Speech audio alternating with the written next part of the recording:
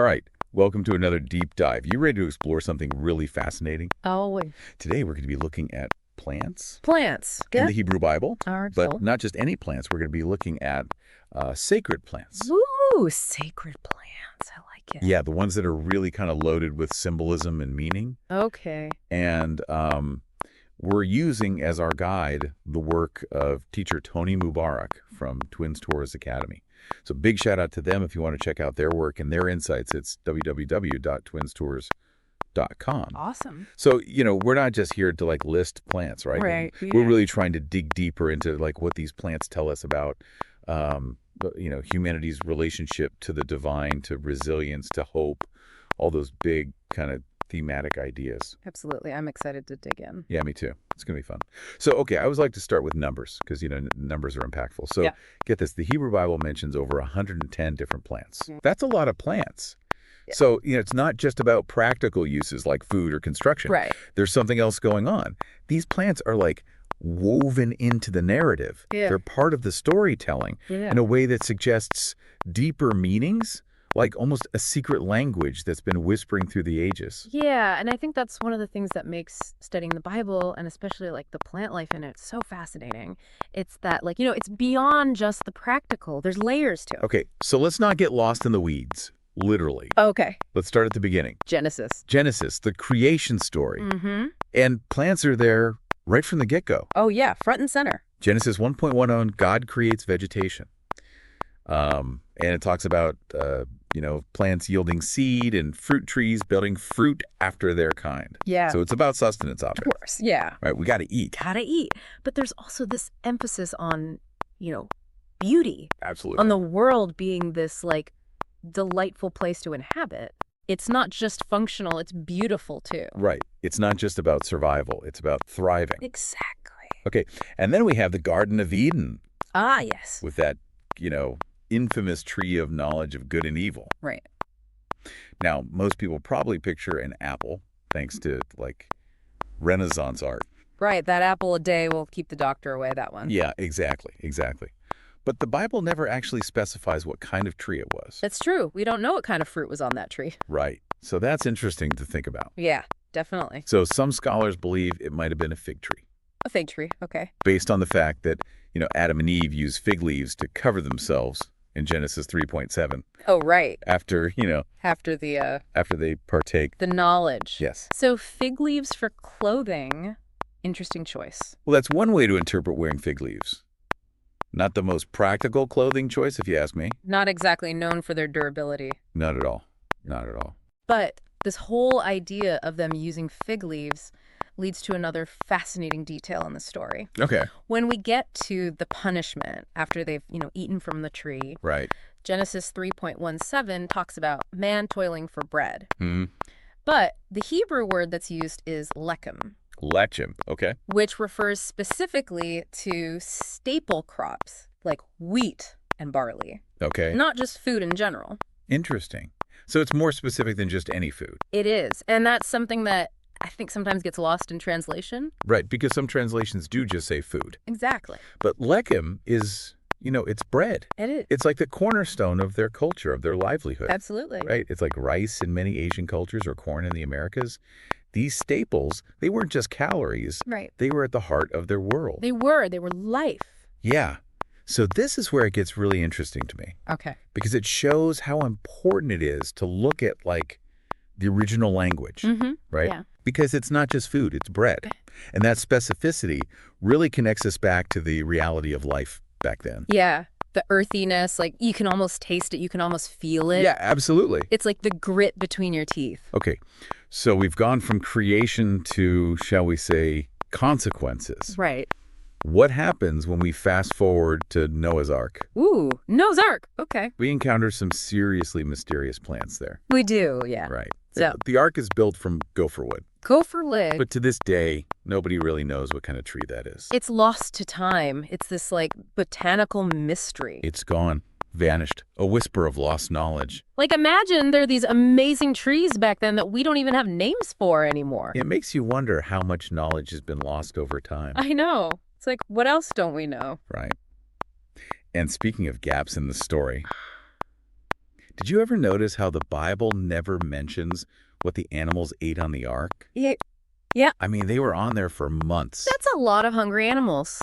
A lot of mouths to feed. Yeah, but the story isn't really about the logistics. Sure It's not. about this grand sweep of destruction Right. and renewal.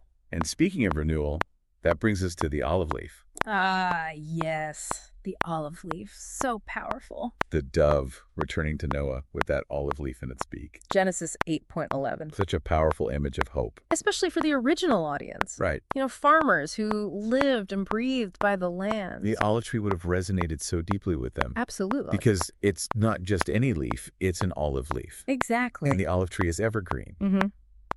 Symbolizing continuity. Yeah. Right? Like a promise that life goes on. Perseverance. Yeah, and its fruit is bitter. True, it is bitter. Yes. But even in that bitterness, there's oil. There's sustenance. There's value. It's about endurance. It really is. And, much like the dove, Mm-hmm. choosing the freedom of that bitter branch over the safety of the ark. Yeah, it's a powerful choice. It is. It's choosing the unknown. It is. It's amazing how much symbolism is packed into that one image, right? And it's true. So much symbolism. The doves, the leaf, the receding floodwaters. Yeah. It's all about life pushing through, even after devastating loss. Absolutely. And I love how this whole scene echoes the creation story. Oh, yeah. Right? Plants were part of the initial creation, right? And here they are again, signaling a sort of recreation, Rebirth. a rebirth after the flood. Yeah. It's like this beautiful cyclical thing. It's amazing. Yeah. It really is. And the olive tree itself, thriving in harsh conditions, bearing fruit despite its bitterness. Right. It really embodies that essence of resilience. It does. It's this reminder that no matter how tough things get, life finds a way. It's almost like a message from the past, isn't it? It is. A reminder that, humanity has always faced hardships, always found a way to carry on. Absolutely. And sometimes those lessons are right there in front of us, Mm-hmm. rooted in the plants and trees that have witnessed it all. Just waiting for us to notice them. So true. So much to unpack.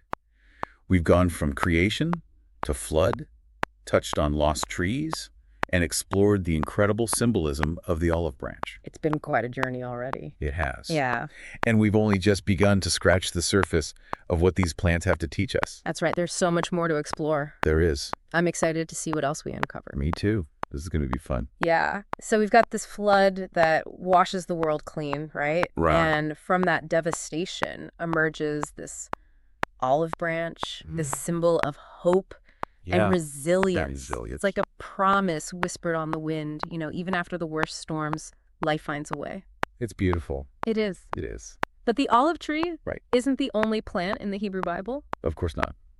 Profound significance? No. Right. Let's shift our focus now to the plants that were chosen for building the sacred spaces, Okay. like the tabernacle and the Ark of the Covenant. I've always been fascinated by the detail and the intentionality that went into creating those spaces. Mm-hmm. Every material, every element Oh, yeah. seems to carry a deeper meaning. Absolutely. It wasn't just about practicality. Right. It was about creating a physical embodiment of their faith. Exactly. And when it comes to the tabernacle and the Ark, Okay. the wood of choice was acacia. Acacia wood. Acacia wood.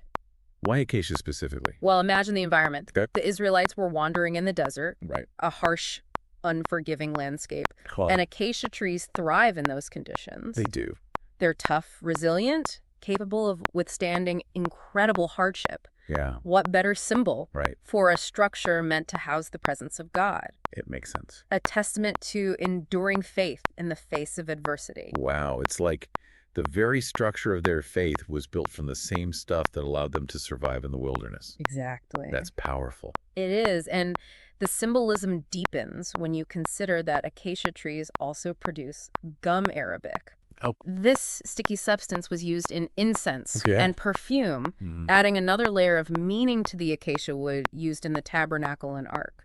So it connects the tree to purification rituals. Yes. To the offering of sacrifices, to the fragrant smoke that carry their prayers heavenward. It's not just about physical resilience. Right. It's about spiritual resilience, too. Yeah, acacia embodies this idea of enduring hardship, but also purification, of reaching for something higher. It's a plant that bridges the earthly and the divine. Ooh, I like that. Yeah. And that connection between the physical and the spiritual is woven throughout the Hebrew Bible. Oh, yeah. Take the menorah, for example. The menorah? Yeah. The 7-branched candelabrum, hammered from pure gold, a symbol of light and divine presence.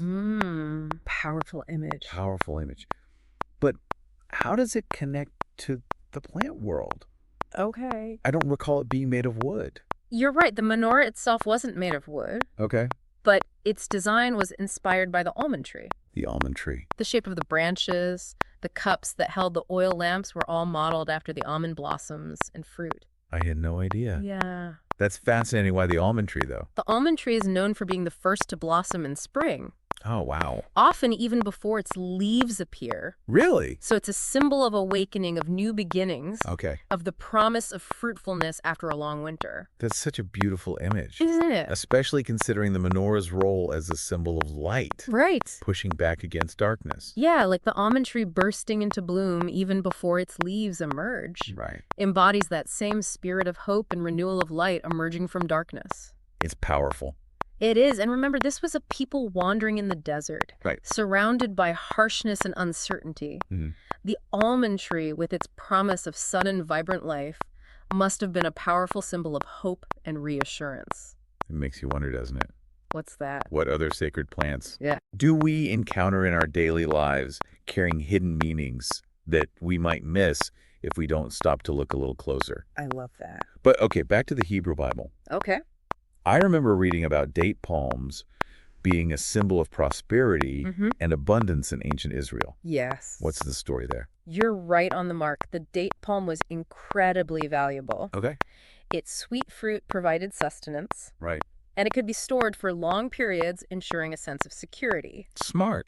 But beyond its practical use, the date palm represented so much more. Oh, really? It was a symbol of fertility, of victory, of peace. Wow. Just imagine those majestic trees, tall and strong, with their feathery fronds swaying in the desert breeze. They do evoke a sense of abundance, Don't they? of flourishing even in challenging conditions. Exactly. It's almost like a visual representation of overcoming adversity and thriving despite the odds. Yeah, and this was a culture Right. deeply connected to the land. Absolutely. The date palm thriving in arid environments, providing shade and sustenance where little else could grow. Yeah. Would have been a powerful symbol of resilience Oh, yeah. and adaptability. It's a testament to the ability to not just survive, but to flourish, even in the face of hardship. It all ties back to this idea of plants not just representing physical realities, but spiritual truths as well. Yes. The date palm isn't just about food. Right. It's about the potential for abundance, even in the most unlikely of places. Exactly. It's a reminder that life can find a way, even in the wilderness. And that, I think, is the beauty of exploring the plant symbolism in the Hebrew Bible. It's about looking beyond the surface, understanding that these plants aren't just decorative elements in the narrative. Right. They're deeply intertwined with the spiritual and emotional landscape of the people who lived by them, revered them, Yeah. and found meaning in their very existence. It's like uncovering a secret language, isn't it? It is. It's like a way of understanding the world, the human experience, through the lens of plants and their symbolism. But we've covered so much ground already. We have. From creation to flood, from acacia to date palms. Where do we even go from here? I know so much to explore. What other botanical treasures are waiting to be unearthed in the Hebrew Bible? We've journeyed from creation to the flood, explored those mysteries of the lost trees, and unearthed the hidden symbolism of plants like acacia and date palms. But there's one more plant we need to talk about, Okay. one that holds a special place in Jewish tradition, hyssop. Hyssop.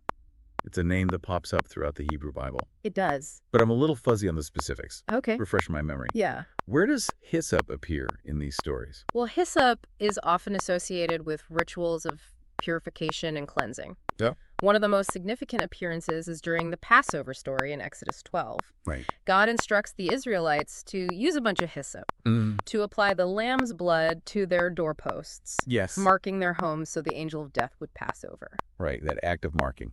of setting a boundary with hyssop and blood played a crucial role in their liberation from Egypt. It did. It's a powerful image. Very powerful. Connecting this humble plant to a story of redemption and freedom. Exactly. And it highlights hyssop's symbolic association with purification, protection, and separating the sacred from the profane. So it's about creating a clear distinction. Yes. A spiritual barrier. It's not just about physical cleansing, but spiritual cleansing as well. Hyssop acts as a bridge between the human and the divine, a tool to facilitate that purification. That's a great way to put it. And this idea of purification through hyssop extends beyond the Passover story. Oh. In Leviticus 14, it's used in rituals to cleanse people and houses afflicted with leprosy. And in Numbers 19, it's part of preparing the ashes of the red heifer, which were used in purification rituals. So hyssop seems like a multi-purpose plant. It is. Showing up in all these significant moments. Yeah. But what's the deeper meaning beyond its practical uses? Right. What does hyssop symbolize on a spiritual level? Hyssop, despite its unassuming appearance, represents humility. Repentance, a turning inward for spiritual renewal. So it's a reminder that true cleansing goes beyond external actions. Exactly. It requires a contrite heart, a desire to realign with the divine. That's beautiful. It's like hyssop is a symbol of starting fresh, wiping the slate clean. Yeah. It's about acknowledging our flaws and striving for spiritual growth. And that beautifully ties into the overarching theme of hope and resilience that we've been exploring throughout our dive into these sacred plants. Absolutely. Each in its own way points to humanity's capacity for growth. Yes. For transformation, for connection with something bigger than ourselves. I love that. This has been such an eye-opening journey. It has. We've gone from creation to the flood, explored the mysteries of lost trees, and unearthed the hidden symbolism of plants we might otherwise overlook. It's amazing, isn't it? It is. These plants aren't just background details in the biblical narrative. Right. They're like threads woven into the tapestry, carrying profound meaning, connecting us to the spiritual and emotional world of those who live by these stories. It's like we've been given a glimpse into a secret language. Yes. A way of seeing the world through the eyes of those who came before us. And for our listener who's been on this journey with us, I hope this deep dive has sparked a sense of wonder, an appreciation for the hidden depths of these ancient symbols. Who knew plants could be so profound? It's been a pleasure exploring these botanical treasures with you. Likewise. May this spark a curiosity to look deeper, to find the extraordinary in the ordinary. Until our next deep dive together, may you find your own sacred plants, those symbols in your life that whisper of resilience, of hope, of the enduring spirit that connects us all.